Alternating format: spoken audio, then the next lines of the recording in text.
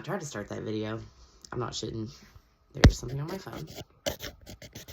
Is that under my screen thing? Anyway, it looks like there's like a black mark on my face when I move it around. What the fuck is that? I don't care. Anyway, I called my mom because we had one of our Thanksgiving things today. That is going to drive me insane. What is it? Oh, it moved. What is that? What the fuck is that? Anyway, one of our Thanksgiving things today. And my grandmother, God bless her soul, is, she's 82. She'll be 83 in February. Her mom, well, let me back this up, I guess. Let me give you the entire medical history of, like, my paternal grandmother for a second.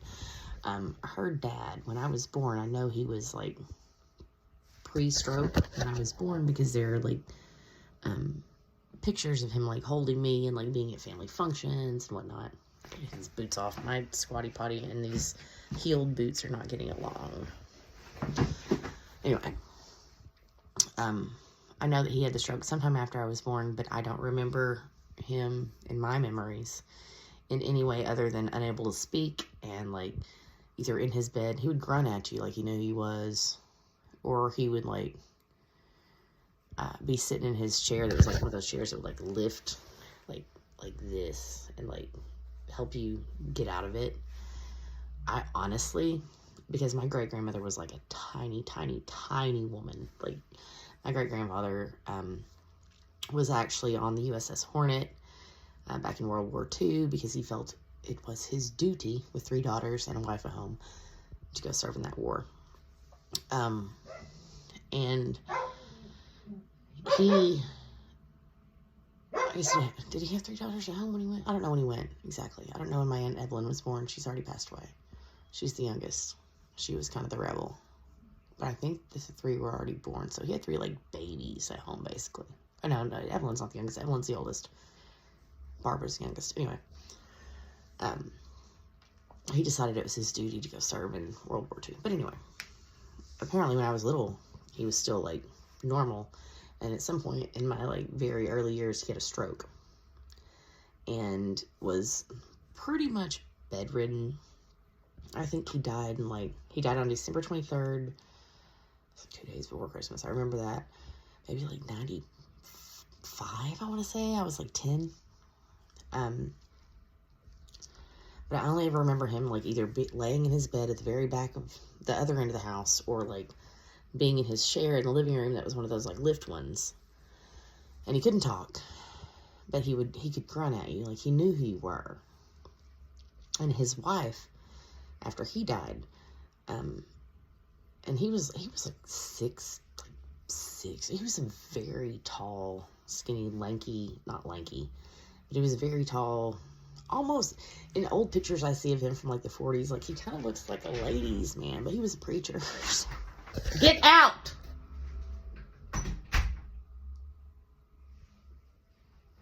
He was a preacher. He was not a ladies' man. He was also, like, a tractor mechanic or something on the off days. Anyway, his wife was my grandmother on my dad's side's mom, and she was, like, a very small woman. I mean, she couldn't have been more than, I don't know, 5 feet tall. Anyway, she developed dementia shortly thereafter, if she did not already have the beginnings of it before he died. And there was a bunch of crazy stories about how she used to hear, like, his favorite song being played in their front formal dining room or living room. Remember when people had, like, formal living rooms that nobody was allowed to enter? Did your grandmas ever have one of those? Because all of mine did. But she just, I mean, like, I remember, like, in 5th or 6th grade one time, she was supposed to pick me up from school. This was, like, right before we found out she had it. She didn't show up in school till, like, 5:30. Like, somebody just, like, stayed at the school with me because our 5th and 6th grade school was, like, the old high school. And it was, like, 10 miles outside of town. And typically they would bus you out there from the high school in town. and then take you back into town, you know, to disperse whatever. But if you were picked up at the school, you just had to stay there until someone came to get you, because you're 10 miles away from anywhere, and you can't put a kid, if you're a teacher or an administrator or whatever, you can't put a kid in your car and take them into town because you don't know where they need to go. And since our farm was not very far, or is not very far from what used to be that school, it is now a church, somebody had to stay with me. And this is like pre-cell phones, I guess, or pre-cell phones being popular. Like, I think we had some bag phones and like the farm trucks and shit, but we didn't have like little Nokia bricks yet. That came about like 8th or 9th grade. Anyway, she finally showed up, and like somebody looked out the window and they like see her sitting out there in her little Buick, and they're like, "Oh, is that your great grandma?" Yeah, there she is. And that was kind of like the first key that like she was losing it. Anyway, so we had Thanksgiving lunch with my grandmother today. My great grandmother, the one I was just speaking about, by the way. When she got bad enough, after all the crazy shit that went on when she was living alone after my great grandfather who had the stroke died, my grandmother finally moved her into their house out of the farm. And she was there for about 2 weeks before they woke up one morning and she wasn't in the house. And so, like, when you pull out of the driveway, it's a gravel road. Across from that is, like, the pasture for all the cows. My dad's house is right here. He wasn't living in it at the time because he was still married before this is before my stepmom died. She dropped out of a stroke at 42. So that happens. We do dumb shit sometimes. She was the greatest person, though. I'm not talking shit about her. I'm just saying, like, if you make, you know, ill decisions in your early years, it might come back to bite you in the ass. Anyway, so, like, if you, like, the house is here, big driveway, gardens, pond, woods with goats in them, cow pastures over here, pasture across the road, my dad's house, which was my great-grandparents' house. We were, like, the third family that lived out there, so this is, like, one of the second house. The original house is now a barn. That's another story for another day. It was a little 2-room wooden thing. We dragged it down there. I say we, like I was alive when this happened. But they dragged it down there and turned it into, like, a barn, like, added onto it for the back pasture. Anyway.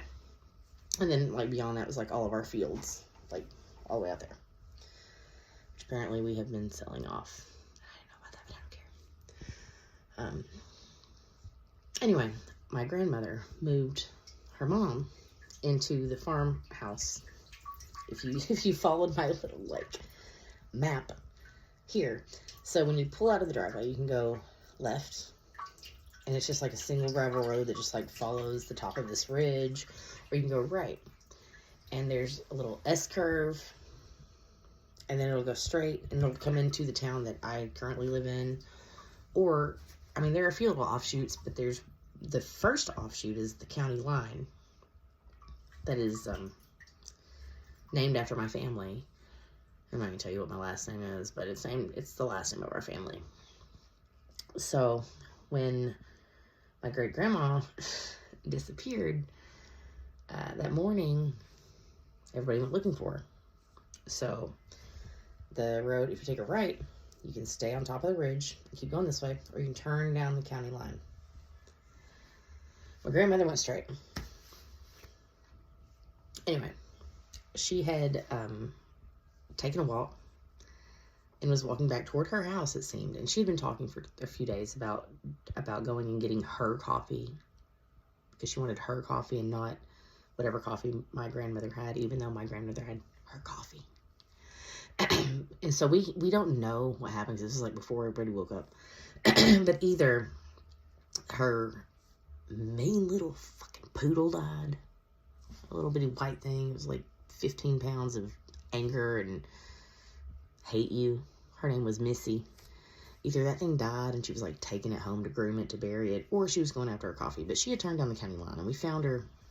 So we turned down the county line. It goes down a hill, up a hill, and at the top of the hill is an entrance to another portion of our property. When my aunt turned 18, she didn't want to live in the main house anymore, so my grandparents put a single wide out there. This was like 1979, 1980, so she could have her own little space on the back side of the property if she wanted. It had a fishing pond. It had, you know, a place for like pheasants and ducks and whatever she wanted to do. At 18, you know, you get your own place. You're still on your parents' land, taken care of. Everything's good. Anyway, the top of that hill, there's the entrance to that. The bottom of that hill, there she laid. On top of that poodle. Dead as a doornail, both of them. Anyway, that was my great-grandma's little story. So today, when we had our little Thanksgiving thing with my grandmother, who was her daughter,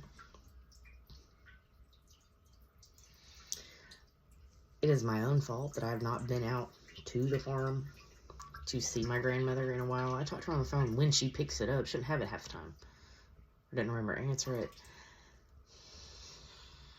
It's a fucking repeat, almost. It's a fucking repeat, almost. I was not aware that she was... Like, you can tell, like, when people start getting old, their memories start fading sometimes. They'll tell you the same story 2 or 3 times. No.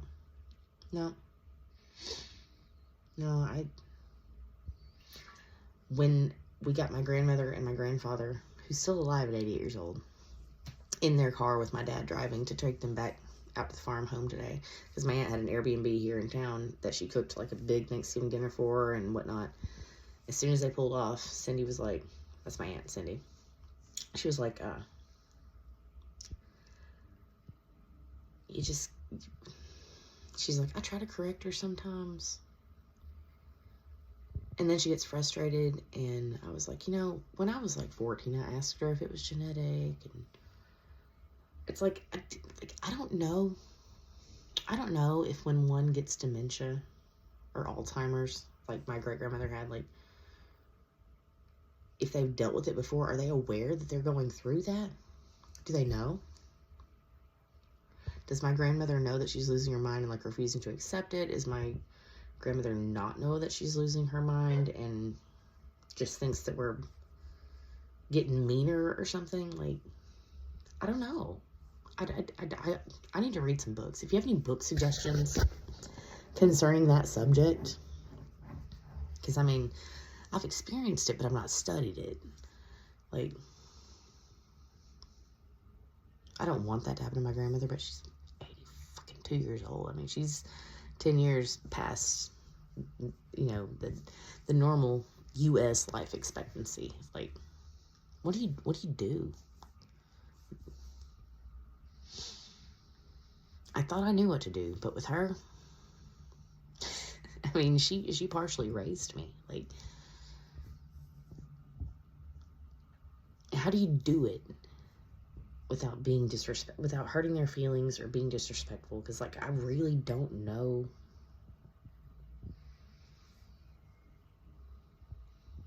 And I know my grandfather's is 100% all there, and I know that he probably recognizes a repeat of some of the things that they went through taking care of her mom. But, like, the hell is he gonna do about it? He's 88. He'll be 89 in April. Like, the hell is he gonna do about it?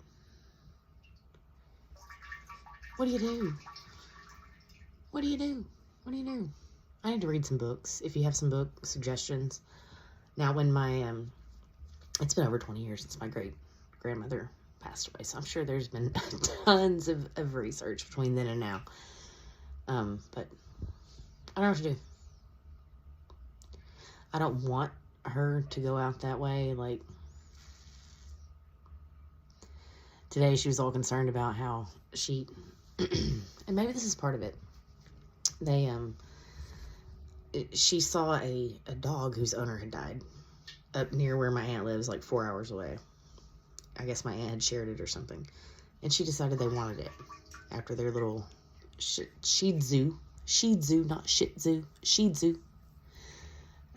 After it passed away after several years. It's one that I had originally ended up with, and she took it in because I moved to a place where I couldn't have a damn dog anymore because I was a poor college student and I made stupid decisions and got dogs when I shouldn't have. It was an expensive ass dog too. I shouldn't have bought it. But after that thing passed away, she's like, I'm never getting another dog. Because we used to raise Cocker Spaniels out there. Like, we used to breed them and raise them. And no, they were not in little cages. It was not a puppy mill. They had yards. They had their little, keep them separate pens were like 16 by 16. And we'd open the gates every day if they were not in heat. They had the run of the place. And it was over 300 acres. So do not come at me about puppy mills. It was not a puppy mill. Those dogs were better cared for than most children. But she decided she was going to take in this little dog because it was a breed that she thought my grandfather, I started to say grandfather and grandpa at the same time. She thought it was a breed that my grandfather said he had as a kid and wanted another one of. My grandpa doesn't want a dog. He's 88. He don't want a dog. Anyway, so now there's this little 2-year-old Jack Russell running around out there, and like, she's like, I'm worried about what's going to happen to his name's Ryder. I'm like, the dog will be taken care of if something happens to you. Don't worry. The dog is the least of your worries. I promise you. I promise you the dog is the least of your worries. You know what I'm worried about? Wrangling those fucking goats. That's what I'm worried about. Well, Dad's got the chickens now, but like, I don't know. What do you do?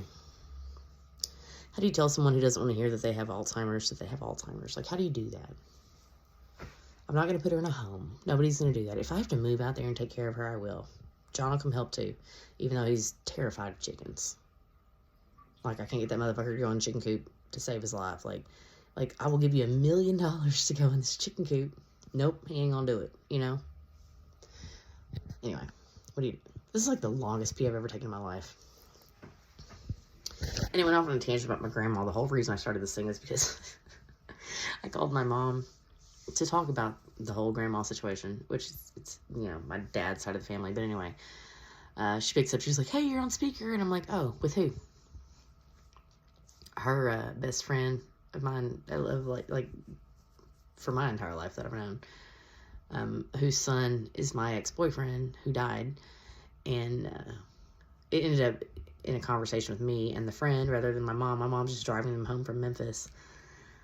And I started to make this video a minute ago, and as soon as I had like started it, my phone started ringing again. It was my mom, and I answered it, and it was her friend, and she was like, I just wanted to tell you when I told you that I've been praying for you, that it's because my husband just got diagnosed with type 1 diabetes at 50 whatever years old, whatever.